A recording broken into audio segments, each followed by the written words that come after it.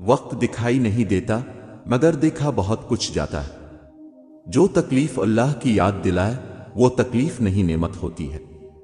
بے شک اللہ اپنے پیاروں کو ہی آزماتا ہے۔ زندگی وہ کہانی ہے جس میں من چاہے کردار نہیں ملتے۔ بعض رویوں کا مداوا رویہ ہی ہوتا ہے، الفاظ نہیں۔ ہر سلجھا ہوا انسان کہیں نہ کہیں الجھا ہوا ہے۔ دکھاوے کی حد تک ہر بندہ بہترین ہے۔ لوگ اس دنیا میں ہر چیز بہتر سے بہتر چنتے ہیں سوائے لفظوں کے، اور قرآن دلوں کو سکون بخشنے والی کتاب ہے۔ انسان جس شخص کے لیے دل سے مخلص ہو وہ اس کو کہیں نہ کہیں دکھ دیتا ہے۔ لوگوں سے امیدیں انسانوں والی رکھے، فرشتوں والی نہیں۔ جو کسی کا برا نہیں چاہتے ان کے ساتھ کوئی برا نہیں کر سکتا۔ یہ میرے رب کا وعدہ ہے۔ زندگی کا سب سے زوردار تھپڑ بھروسہ مارتا ہے۔ خود کو اتنی اہمیت دو کہ لوگ ترسیں تمہیں پانے کو۔ محبت کی کوئی زبان نہیں ہوتی، یہ دل میں محسوس ہوتی ہے اور آنکھوں سے جھلکتی ہے۔ وہ تو بن مانگے اتنا دیتا ہے، اور تم مانگ کر نا امید کیسے ہو؟ زندگی خوبصورت خود بخود نہیں بنتی، بلکہ حسن و اخلاق کی اینٹوں سے تعمیر کرنا پڑتی ہے۔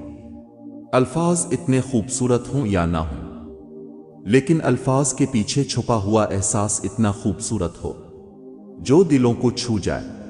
نمازیں سکون دینے لگتی ہیں جب ہم ان کو وقت پر ادا کرنے لگیں۔ اللہ سے اصل محبت تو اس کے فیصلوں پہ راضی ہونا ہے، دل کی خواہش ہو یا نہ ہو۔ دل بنانے والے کی مرضی کو سب سے مقدم رکھنا چاہیے، اور جب اللہ کا کرم ہو جاتا ہے تو سالوں کی محنت کا پھل لمحوں میں ملنے لگ جاتا ہے۔ سکون انسان کا کمال نہیں، رب کی عطا ہے۔ اور پھر وقت نے سمجھا ہی دیا کہ خواب خواب ہوتے ہیں۔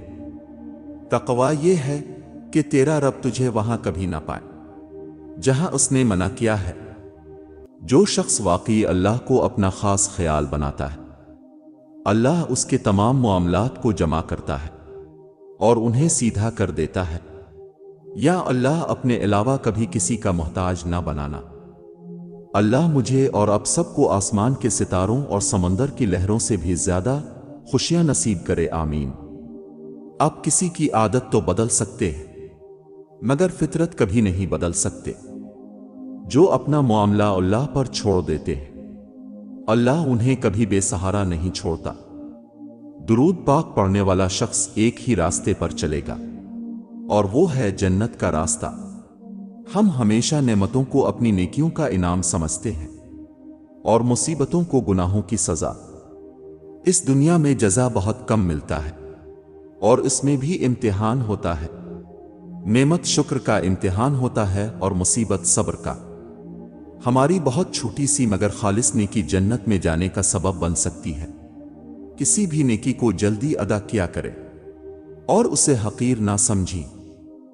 کسی سے خوش دلی کے اظہار کے ساتھ ملنا بھی صدقہ ہے۔ بدگمانی کیا ہے یہ نفرت کی اپلیکیشن ہے۔ جب انسان کسی سے نفرت کرنا چاہتا ہے تو اس کے بارے میں بدگمانیاں شروع کر دیتا ہے اور پھر اس سے نفرت شروع ہو جاتی ہے۔